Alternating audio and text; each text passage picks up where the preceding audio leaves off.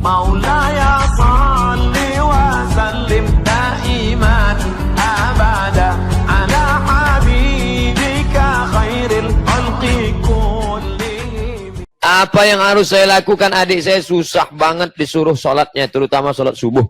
Saya sudah bilang dari lembut sampai jadi marah-marah. Sudah dikasih artikel-artikel untuk dibaca.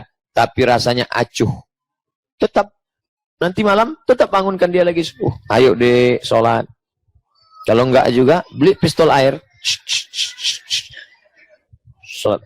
Sampai kapan kita ini mengajak orang? Sampai sakaratul maut, laqinu mautakum, talqinkan ke telinga sebelah kanan orang yang mau mati. La ilaha illallah. Tidak pernah berhenti. Walaupun adikmu itu sudah sholat, nanti pas sakaratul maut, tetap engkau membisikkan ke telinganya. La ilallah. Jangan pernah berhenti. Seperti Nabi Muhammad SAW tidak berhenti membisikkan kalimat tauhid ke telinga Abu Talib sampai meninggal dunia. Pak Ustadz, hati saya kadang suka bicara hal-hal yang tidak baik. Tapi saya merasa tidak setuju. Dan bukan mau saya. Kadang suka datang tiba-tiba. Saya harus bagaimana Pak Ustadz? La'ughwiyannahum, aku akan selalu berbisik-bisik dalam hati mereka. Madamat arwahuhum, selama roh bersemayam dalam jasad mereka. Jadi kalau ada di antara Bapak Ibu, Ustadz, saya begitu melihat Ustadz ceramah tadi ada berkata-kata dalam hati saya sesuatu tidak baik tentang Ustadz. Itu berarti Ibu Bapak masih hidup. Makanya dalam Al-Quran dikatakan, wa in tubdu ma fi anfusikum, kalau kau nyatakan apa yang ada dalam hatimu, au tukhfuhu, atau kau sembunyikan. Kau nyatakan yang ada dalam hatimu dengan kau lafazkan, atau kau sembunyikan di dalam, yuhasibukum bihillah, maka engkau tetap juga akan dihisab, dihitung di hadapan Allah. Tentu sahabat Nabi melapor, ya Rasulullah, kalau semua yang ada dalam lintasan hati kami tetap akan dihitung, kami nggak sanggup hidup. Karena semua terlintas. Melihat orang besar pakai baju kekecilan, melihat orang kecil pakai baju kebesaran. Tentu macam-macam lintasan dalam hati. Turun ayat setelah itu. La yukallifullahu nafsan illa wus'aha. Kalau ada lintasan-lintasan, maka Allah, ada bisikan-bisikan, Allah mengampuni selama tidak engkau perturutkan. Makanya kadang ada orang duduk di pinggir jalan, gak ada angin, gak ada hujan, tepok jidat. Astagfirullah. Kenapa mas? Ada terlintas sesuatu tadi. Apa yang kamu terlintas? Gak boleh disebutkan kata Ustadz, nanti berdosa.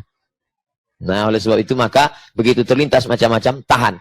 Ada nggak Ustadz orang yang nggak ada lintasan-lintasan, nggak ada bisikan-bisikan dalam hatinya? Nggak ada. Semua manusia ini pasti ada bisikan-bisikan dalam hatinya.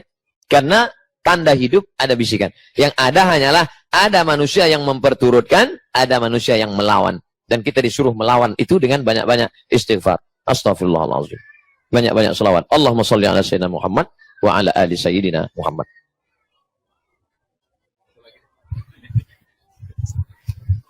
Amalan apa yang paling bagus bisa diberikan oleh anggota keluarga untuk anak, ayah, ibu, suami yang sudah meninggal dunia? Apakah harus disebutkan atas nama almarhum? Itulah bedanya kalau amal itu dilakukan anak dengan orang lain.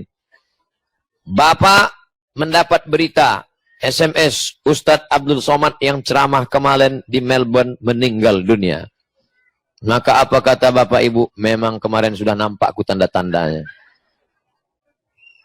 Lalu kemudian Bapak membacakan untuk Abdul Somad Al-Fatihah. Maka sampai dengan cara menyebut namanya. Untuk almarhum Abdul Somad Al-Fatihah. Tapi kalau anak kandung kepada orang tua tidak perlu. Maka beruntung bertua Bapak Ibu yang memasukkan anak-anak ke pondok tahfiz Quran. Mereka hafal 30 juz, satu hari menghafal Quran 2 juz. Orang yang hafal Quran 30 juz, satu hari mengulang hafalan 2 juz. Tanpa dia sebutkan untuk orang tuanya, otomatis langsung mengalir. Begitu kata Imam Ibnu Taimiyah dalam kitab Majmu' Fatawa. Begitu juga kata Imam Ibnu Qayyim Al-Jauziyah dalam kitab Ar-Ruh. Apa yang baik dilakukan anak yang amal mengalir kepada orang tuanya setelah meninggal? Yang pertama, sedekah. Ya Rasulullah, ummi matat, emakku sudah mati meninggal dunia. Afa atasaddaqu anha? Apakah saya bersedekah sahabat sedekahnya sampai? Kata Nabi, tasaddaq, silakan sedekah. Ayu sadaqatu afdal, sedekah apa yang paling afdal? Kata Nabi, saqiyul ma, memberi air minum. Yang paling afdal, ibu, bapak memberi air minum, karena waktu itu di Jazirah Arab susah mendapatkan air. Makanya saya dikasih air minum sampai berapa nih? teh kotak, teh gelas, teh ini, teh kasih air minum. Di Melbourne jangan lagi ngasih air. Air sudah banyak. Lalu apa yang paling bagus? Ini 50.000. Untuk almarhum sampai. Yang kedua, membacakan Al-Quran. Pahala bacaan Quran sampai untuk orang meninggal dunia. Baca kitab Majmu' Fatawa Ibnu Taimiyah. Yang ketiga, berkirim doa. Rabbi firli wali walidayya warhamhuma kama rabbayani shaghira. Yang keempat, kalau dia belum haji, dibadalkan hajinya. Labbaik Allahumma syubrumah. Aku menghajikan syubrumah. Kamu ngajikan siapa? Syubrumah. Syubrumah itu siapa? Saudara saya. Dia itu, kamu sudah haji apa belum? Belum. Hajikan dulu dirimu, baru hajikan syubrumah. Yang keempat, kurban. Nanti hari raya kurban, ini untuk saya, ini untuk istri saya, ini untuk anak saya, ini untuk almarhumah ibu saya. Maka baik kurban. Baca doa, baca Al-Quran, sedekah, haji, kurban. Dalam buku 37 masalah populer tadi, ada satu pembahasan saya buat, amal-amal orang hidup yang sampai kepada orang mati, lengkap dengan dalil-dalilnya. Baca yang 37 tadi, bisa dipinjam, difotokopi, kalau yang punya mau ngasih pinjam. Bagi yang tidak, maka cari di Play Store. Ketik di Play Store, 37 masalah populer, Abdul Somad LC, enter, langsung dapat. Free, gratis. Tapi belum saya tanda tangani. Saya menjawab 3 pertanyaan lagi. Begitu kata panitia. Jangan anggap saya tidak menghormati jerih payah Bapak Ibu menulis pertanyaan itu. Karena keterbatasan waktu. Andai panjang, tentu saya akan jawab. Saya ketika di Berau, Kalimantan Timur, menjawab pertanyaan 2 jam sampai selesai. Saya tidak pernah mengeluhkan waktu kalau tidak ada kendala. Karena memang malam ini jam 9 kami bertolak menuju airport. Kalau andai menginap, saya akan jawab sampai selesai. Jadi jangan tersinggung, jangan sakit hati. Tidak ada dusta di antara kita. Jika istri bekerja, lalu keuangannya cukup untuk haji, apakah hukumnya wajib? Wajib. Ibu menikah, ibu punya harta. Bapak menikah, bapak punya harta. Apakah setelah berdua, lalu harta ibu berubah menjadi harta bapak? Semua berkata tidak. Jadi bapak tidak bisa berkata, oh istriku, sejak engkau menikah dengan aku, maka seluruh hartamu milikku, karena surgamu di bawah tapak kakiku. Ini dia. Tidak bisa. Jadi ibu punya harta, harta ibu punya ibu. Kalau ibu sampai nisab, bayar zakat. Kalau ibu sudah mampu berangkat haji, berangkat haji.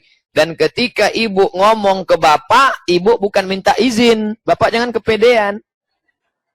Ibu ngomong hanya sekedar adab, tata krama, sopan santun, etika moral seorang istri. Mas, aku mau nyumbang nih 2.000 untuk masjid Baitul Maqdis, Baitul Makmur. Boleh ya mas? Bapak tinggal Jadi jangan melarang, itu punya dia. Tapi karena dia sopan santun, tata krama, kebetulan dia istri solehah, maka dia ngomong. Kalau dia nggak solehah, mas aku nih mau nyumbang 2.000, terserah kamu mau setuju mau nggak, uang aku kok. Lalu bagaimana dengan suaminya? Apakah harus menunggu keuangan cukup atau berdua pergi haji? Walillahi 'alan nasi hajjul baiti. Bagi seorang muslim wajib melaksanakan haji. Siapa? Man istata'a ilaihi sabila. Bagi siapa yang mampu. Mampu finansial, uang sudah cukup. Tapi satu lagi belum mampu, yaitu mahram. Karena perempuan musafir pakai mahram. Ada enggak mazhab yang membolehkan tanpa mahram, Pak Ustadz? Ada. Siapa dia? Imam Nawawi. Dari kalangan mazhab Syafi'i. Meninggal tahun 676 Hijrah. Kata Imam Nawawi, kalau perjalanannya aman, perempuan-perempuan yang ada di situ amanah, tidak terjadi pelecehan seksual, khawatirkan terjadi hal yang tak diinginkan. Berangkat dari Australia. Security aman. Di Saudi Arabia aman. Bersama mereka ada rombongan pembimbing ibadah. Maka hajinya sah. Tapi tentu sebagai seorang istri, mas sebenarnya aku bisa berangkat, uang sudah cukup. Tapi aku tak bisa meninggalkanmu, setengah napasku pergi. Lalu kemudian si bapak kemudian mencari pinjaman, lalu dia bisa berangkat. Alhamdulillah, andai tidak dia tunggu lebih baik. Boleh nggak Pak Ustadz minjam untuk ibadah? Boleh. Lihat dalam kitab Majmu' Fatawa. Apa kata Imam Ibnu Taimiyah? mau kurban bulan Zulhijjah. Tapi dia punya gandum, panennya bulan Muharram. Saya nanti berangkatnya Zulhijjah. Saya nanti mau kurban Zulhijjah, tapi uangnya baru ada Muharram, sebulan setelah Zulhijjah. Zulhijjah, Muharram. Maka boleh. Ustadz, pinjam saya uang sekian ribu, saya mau berangkat. Bayarnya kapan? Nanti ini panen gandum, boleh. Utang itu ada dua jenis. Yang ada diharapkan pembayarannya, boleh. Yang tidak boleh, pinjam saya uang Pak untuk ibadah. Bayarnya kuserahkan pada Allah Subhanahu wa taala. Itu tak bisa. Sebaiknya alangkah baik ibu tunggu. Tunggu sejenak kita berangkat bersama. Oh baik sekali, dapat kenikmatan ibadah. Ustadz tadi bilang yang sudah meninggal tidak bisa membaca Yasin. Tapi saya pernah baca mengenai sekelompok orang yang berkemah dan mendengar ada yang membaca surat Al-Mulk dari dalam tanah. Dan kemudian mereka bertanya kepada Rasulullah. Dan Rasulullah SAW menjelaskan mengenai keistimewaan surat Al-Mulk. Benarkah ini Pak Ustadz? Idza matal insan, kalau ada orang meninggal dunia, inqata'a, maka amalnya putus. Tapi orang meninggal itu amalnya putus. Amal apa yang putus? Dia tidak lagi mukallaf dibebani amal. Bisakah dia beramal? Ada pengecualian. Contoh, waktu Nabi sedang naik Isra Mi'raj. Nabi melihat dari atas Nabi Musa sedang tegak di atas makamnya. Melaksanakan ibadah. Kalau begitu Nabi beribadah setelah meninggal dunia. Ya, tapi ini pengecualian. Hanya sebagian kecil saja. Dan siapa yang bisa melakukan itu pun karena Nabi mendapat wahyu. Adapun kita secara umum setelah meninggal dunia, maka amal untuk beribadah putus. Amal untuk mendapatkan pahala putus. Karena tempat beramal itu hanya dunia ini saja. Alam barzakh dengan alam akhirat bukan tempat untuk beramal. Adapun membaca surat Al-Mulk, hadisnya sudah saya bahas. Cari di internet, di YouTube. Somad surat Al-Mulk, enter. Siapa yang membaca surat Al-Mulk malam setiap mau tidur, maka Allah akan menjaga dia dari azab kubur. Tapi jangan pahami surat Al-Mulk itu sebagai mantra. Kalau dibaca banyak-banyak selamat dari azab kubur. Kamu kenapa enggak sholat? Sudah saya baca Al-Mulk tiap malam. Pahami dengan baik. Apa isi Al-Mulk? Tabarakalladzi biyadihil mulku wa huwa ala kulli syai'in qadir. Alladzi khalaqal mauta wal hayata. Allah yang menciptakan mati dan hidup. Allah yang menciptakan hidup dan mati. Untuk apa? Liyabluwakum ayyukum ahsanu amala. Untuk menguji siapa yang baik amalnya. Maka setelah membaca surat Al-Mulk, bangkit semangatnya untuk beramal.